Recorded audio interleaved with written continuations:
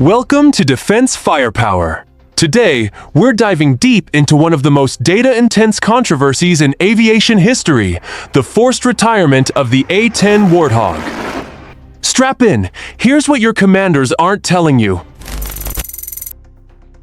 The A-10's iconic GA-8 Avenger fires 3,900 rounds per minute from its 30mm 7-barrel Gatling cannon, unleashing up to 1,529 kg of ammo per minute, nearly triple the firepower of typical autocannons. In testing, 80% of rounds landed within a 40-foot, circle at 4,000 foot, compared to about 8mm dispersion for the M61 Vulcan William Maloney. Armor penetration reached 69mm at 600 meter, enough to disable early Soviet tanks' simple flying. Critics note the A-10 wasn't just a gun, it was a fully integrated CAS system, and the numbers prove it was built for ruthless effectiveness. The Warthog may be slow, but it sticks around, loitering over targets for up to 2 hours thanks to its efficient TF-34 engines. In contrast, the F-35A carries just 182 rounds in its GA-22 cannon, empty after 6 seconds of fire. Simulated tests revealed the F-35 lacked the A-10's staying power, coordination through rover links, and real-time CAS responsiveness, critical flaws in any live combat scenario. In Desert Storm 148, A-10s flew 8,077 sorties, expending 783,514 rounds, approximately 259 tons of depleted uranium on Iraqi armor and vehicles. They're credited with destroying 900 tanks, 2,000 military vehicles, and 1,200 artillery pieces. Even a 1,979 test firing on simulated Soviet M47 tanks. 484 rounds fired across 8 passes caused 13 armor perforations, 4 tanks immobilized, and 1 silenced. A PBS NewsHour investigation revealed that comparative CAS tests were based on non-strategic simulations, scripted workloads, and no live troop coordination.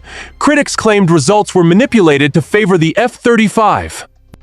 Pilots who served in Afghanistan and Iraq say the A-10 consistently loitered, identified, and engaged where the F-35 could not, yet test protocols ignored real-world variables like target fragility, ground comms, and real-time troop coordination using rover systems.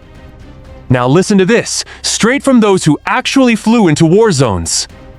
Colonel Kim K.C. Campbell, a legendary A-10 pilot with over 100 combat missions in Iraq, told Hushkit Aviation Journal, "There is no better weapon system for doing close air support than the A-10. No platform does it better."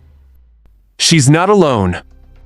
Major Drew Rudy Hext, another A-10 combat veteran, criticized the reliance on targeting pods used in new stealth platforms. The problem with using targeting pods is that it's like looking through a soda straw. When you're using your eyeballs, you can see so much more of the battlefield.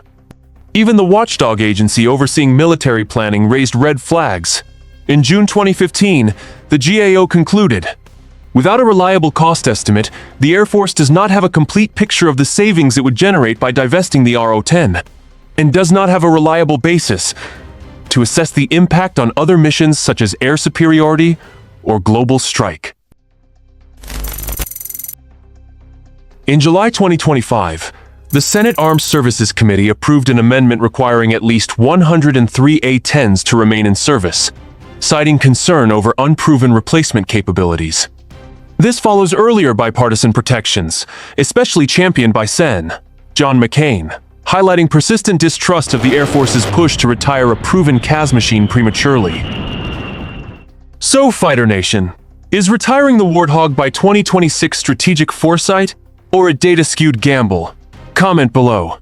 If this breakdown opened your eyes, hit like, share with your squad, and subscribe to Defense Firepower for more uncompromising analysis. Don't forget to ring that bell so you don't miss our next deep dive. Stay vigilant, stay locked, and loaded.